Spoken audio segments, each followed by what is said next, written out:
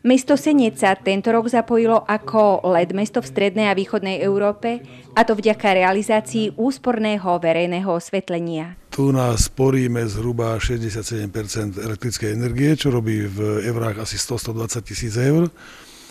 A samozrejme, že nie len peniaze sú všetko, ale týmto šetríme aj ekológiu nášho prostredia. Takže myslím si, že tých 22 300 kg nejakého smogu tiež je nejaký prínos aj pre ekológiu.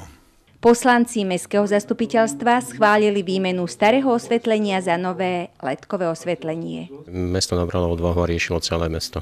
To znamená, nebola to nejaká prípadová štúdia, nebolo to nejaké 1-2 ulice, ale bolo to skutočne celé mesto. No a naozaj tá predstava, alebo tá myšlienka bola založená na tom, aby mesto podľa možností naozaj nemuselo investovať vlastné prostriedky, dokázalo vlastne technologicky osadiť alebo implementovať osvetlenie, ktoré bude bezúdržbové počas celej tej doby toho trvania projektu. No a zároveň samozrejme minimálne udrží alebo zvýši intenzitu osvetlenia. Návratnosť je zhruba okolo 8 rokov z úspor. Mesto získalo na realizáciu grant vo výške 20% investícií od Európskej banky pre obnovu a rozvoj. Do financovania bolo potrebné zapojiť aj bankový sektor.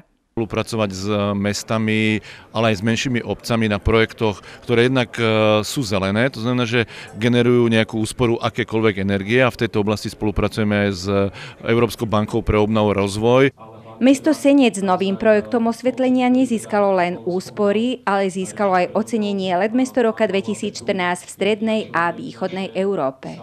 Tak samozrejme, že je to podsta, je to svojím spôsobom také zadozučenie za to, že sme sa rozhodli, a to rozhodnutie nebolo jednoduché.